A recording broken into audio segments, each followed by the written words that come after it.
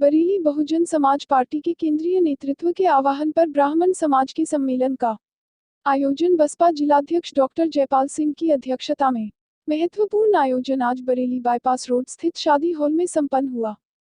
ब्राह्मण समाज के सम्मेलन में मुख्य अतिथि बसपा के राष्ट्रीय महासचिव राज्यसभा सांसद सतीश चंद्र मिश्रा को परशुराम स्मृति चिन्ह देकर सम्मानित किया गया। इस अवसर पर बड़ी संख्या में ब्राह्मण समाज के प्रमुख लोगों ने सम्मेलन में उपस्थित होकर भाजपा सरकार के द्वारा किए जा रहे ब्राह्मण समाज के उत्पीड़न से क्षुब्ध होकर बसपा सुप्रीमो सुश्री मायावती पूर्व मुख्यमंत्री उत्तर प्रदेश के नेतृत्व में अपने आप को सुरक्षित बताते हुए आगामी 2022 चुनाव में बसपा को पूर्ण रूप से ब्राह्मण समाज के समर्थन का ऐलान करते हुए कहा कि जो मान सम्मान और सत्ता में भागीदारी बसपा सरकार में ब्राह्मण समाज को मिली थी, उस तरह का सम्मान भाजपा सरकार ने ना देकर ब्राह्मण समाज का जिस तरह अपमान और शोषण किया है, उसका जवाब ब्राह्मण समाज 2022 के चुनाव में बहन मायावती को उत्तर प्रदेश का मुख्यमंत्री बनाकर देगी। सम्मेलन में बसपा कार्यकर्ताओं के अलावा हजारों की संख्या में ब्राह्मण समाज के राजनीतिक, सामाजिक और गणमान्य व्यक्तियों की उपस्थिति इस बात का संकेत है कि आगामी सरकार बसपा की बनने जा रही है और सुश्री मायावती उत्तर प्रदेश की अगली मुख्यमंत्री होंगी। वृंदावन में विधवा आश्रम दिया, वहां पर देखा कि अस्पताल नहीं है, लाखों की संख्या में लोग आते हैं, कई दिनों तक प्रवास करते हैं वहां पर, और कोई बीमार हो जाता है तो कोई इलाज की व्यवस्था नहीं। तो 100 बेड का बिल्कुल आधुनिक अस्पताल आप जब भी जाएंगे देखेंगे, वो 100 बेड का अस्पताल बहन मायावती जी ने बनवाया। बस अड्डा नहीं था, बस अड्डा बनवाया, वहाँ बिजली 5-10 मिनट के लिए आती थी, फिर चली जाती थी, तो बिजली घर बनवाने का काम किया, जिससे कि 24 घंटे वहाँ पर उस धाम में बिजली आती रहे, इसकी योजना बनाने का काम किया। वहाँ मेला के लिए लड़ रहे थे लोग, मेला घोषित किया जाए गोवर्धन का, लेकिन किसी ने नहीं सुना। बहन मायावती जी ने हमारे अनुरोध को स्वीकार करते हुए उस मेले को भी घोषित करने का काम, वहाँ का टोल टैक्स खत्म करने का काम किया, समग्र विकास किया। लेकिन अयोध्या में जब हम गए तो हमने तो सुना था लाखों करोड़, 20,000 करोड़ से ऊपर टेलीविजन में सुनते रहते थे कि अयोध्या में खर्च कर दिया गया। तो हमने कहा हम भी जरा देख ले जाके, धर्म के ठेकेदार जो है उन्होंने अयोध्या में क्या किया। अयोध्या में जाकर के जब देखा तो उनका असलियत सामने आ गई। पूरे अयोध्या में कोई भी विकास नहीं हुआ।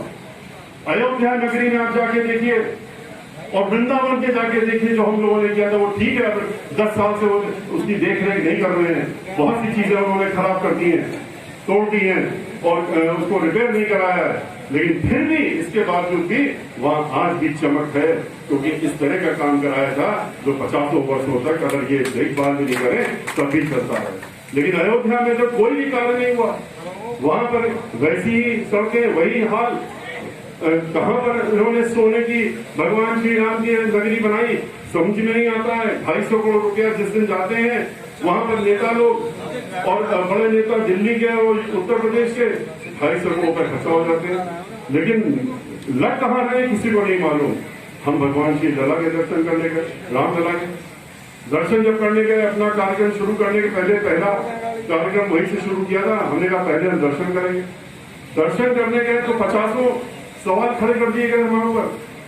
कहा गया कि ये यहाँ पर क्यों आए हैं, इनका अयोध्या से क्या लेना देना।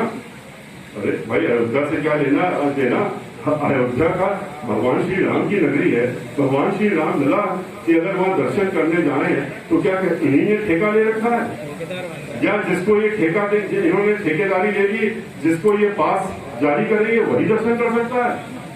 अरे हम ब्राह्मण समाज में जन्मे हैं, ब्राह्मण समाज में जन्म लेने के बाद सारे संस्कार, अंत तक तो 16 संस्कार हो जाएंगे, लेकिन सारे संस्कार, 7वां संस्कार तो हम लोगों का जरूर होता है। वहां तक इतनी चीजें संस्कार के तहत डाल दी जाती हैं अंदर कि उन सब चीजों में ये भी होता है कि आप भगवान श्री राम की स्तुति, आप हनुमान जी की स्तुति, आप भगवान श्री कृष्ण की स्तुति, आप देवी माँ की, आप शंकर भगवान की, इन सब चीजों को हम लोग को याद कराया जाता। और उसके बाद कहा जाता है कि घर से निकलो तो पहले अपने घर के मंदिर में बैठ करके इन सबकी स्तुति करके तब घर से बाहर निकलो। तो हम लोग तो रोज करते हैं, पर उनको अचानक से लगा कि हम अयोध्या क्यों आ रहे, और वो इसलिए लगा क्योंकि जानते थे कि यहाँ से जाने के बाद हम कई प्रश्न खड़े कर देंगे, और हमने प्रश्न खड़े किए और आज भी हम खड़े कर रहे हैं उनके सामने। वो जवाब क्यों नहीं देते? वो बताने का काम तो करें कि उन्होंने सन 93 से लेकर के और आज तक भगवान श्री राम के नाम पे कितना रुपया इकट्ठा किया, कितने लाख करोड़ इकट्ठा किया है, ये बताने का काम करें लोगों को। जो भगवान श्री राम के अनुयायी हैं उनको बताने का काम करें, और ये भी बताएं कि अगर आपने इतने लाख करोड़ रुपए इकट्ठा कर लिए थे तो आपको क्या जरूरत पड़ गई थी जब माननीय सर्वोच्च न्यायालय ने निर्णय दिया तो मंदिर के विषय में, जमीन के विषय में, तो उसके बाद आपने फिर से हर घर में लोगों को झोला लेके भेज दिया कि पैसा मांगो, जाके भिक्षा मांगो क्योंकि मंदिर बनाना है। तो अगर मंदिर बनाने के जो पहला रुपया पहले आपके पास है वो कहाँ गया? 10,000 करोड़ रुपए और ले लिया आपने। लोग खुद कहते हैं ये कितने इकट्ठा कर चुके हैं उसका भी कोई हिसाब नहीं, क्योंकि कहीं हिसाब तो देते नहीं है कि बता दें आपको हमने इतना 10,000 तो निकल गया किसी से कि 10,000 करोड़ रुपया फिर एक साल में कमा लिया है। तो आखिर ये कमाई कहाँ ले जा रहे हैं, किस चीज पे इस्तेमाल कर रहे हैं? वहां तो न्यू भी नहीं पड़ी अभी। मंदिर एक साल हो गया, कल 5 तारीख है, 5 अगस्त को पिछले वर्ष ईंटों का पूजन किया गया था, भूमि पूजन नहीं हुआ था। ईंट पूजन नहीं होता हम लोग क्या भूमि पूजन होता, इन्होंने ईंट पूजन किया था। और ईंट पूजन भी एक ऐसे दिन किया था जहां वर्जित था, जहां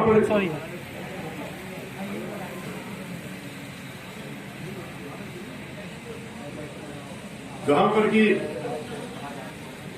इन्होंने सारे पंडितों ने, सबने पूरे देश के कहा था कि भाई 5 अगस्त को क्यों चुन रहे हो, या तो उससे पहले कर लेते या किसी और अच्छे दिन कर दो। वो अच्छा दिन नहीं माना जा रहा था, पर इन्होंने किया क्योंकि खुद चाहते हैं कि विघ्न पड़े। ये खुद ही नहीं चाहते हैं कि मंदिर बने। मंदिर बन जाएगा तो अभी ऐसे ही मुद्दा खत्म हो गया क्योंकि सर्वोच्च न्यायालय ने खत्म कर दिया। इन्होंने तो कोई कानून नहीं लाया, इनकी सरकार तो उत्तर प्रदेश में भी थी और केंद्र में भी थी। जिसका चाहते हैं उसका कानून जबरदस्ती बनवा लेते हैं, पर वो नहीं बनाया क्योंकि उसको उनको बना के रखना है। रामलला को तो वो खाली वोट की वस्तु बना के रखना चाहते हैं, भगवान के रूप में नहीं देखते हैं। ये वो लोग हैं जो धर्म के नाम पे ठेकेदारी करने का काम करते हैं, और इनके इस ठेकेदारी को खत्म करने का समय अब आ गया। इनका ठेकेदारी को खत्म करने का समय कोई और नहीं कर सकता, ब्राह्मण समाज जरूर कर सकता है। ब्राह्मण समाज अगर इकट्ठा हो जाएगा, एकजुट हो जाएगा, एक साथ खड़ा होकर के, और जो उसके ऊपर प्रहार और चोटें मारी जा रही है उसका जवाब देने के लिए खड़ा हो जाएगा, तो ये सभी को मालूम है कि ब्राह्मण समाज जिसके साथ जाता है फिर उसकी सरकार तो उसी की बनती है। और अब की बार ब्राह्मण समाज ने मन ठान लिया है। जिस तरीके से हमको उत्साह देखने को मिल रहा है, जिस तरह से आपके यहाँ भी, और जिस तरह से अयोध्या से लेकर के, और जब हम बांके बिहारी दर्शन करके, बांके बिहारी जी दर्शन करके गोवर्धन में गए थे, वहां पर हमने की थी, और उसके बाद करते चले आने लगातार। आज को 11वां दिन है, हम तो पूरे प्रदेश के हर जिले में जाएंगे, और जब तक सारे जिलों में ब्राह्मण समाज के लोगों से हम उनके प्रबुद्ध समाज के लोगों से नहीं मिल लेंगे, उनसे बातचीत नहीं कर लेंगे, तो तब तक हम अपना कार्यक्रम समाप्त नहीं करेंगे। लेकिन ब्राह्मण समाज की भी एक जिम्मेदारी बनती है। ये जिम्मेदारी ये बनती है कि इन सारी चीजों को आप बहुत गंभीरता से सोचिए। आप छोटी छोटी चीजों को लेकर मत बैठ जाइए, अरे मेरा ये नहीं हुआ था, हमारे ऊपर तो ये हो गया था, हमारे उस जानने वाले का ये काम नहीं हुआ था। हम 2 लोगों को जानते हैं जिनको परेशान होना पड़ा था 2007 से 2012 के बीच में सरकार में, और हम क्या करें, हम क्यों आए? और हमारी इस तरह की चीजों को लेकर के आपस में सोचने का काम कि हर व्यक्ति देखिए अपना स्वार्थ छोड़ने का काम करिए। इस समय अपने बारे में सोचने का काम मत करिए।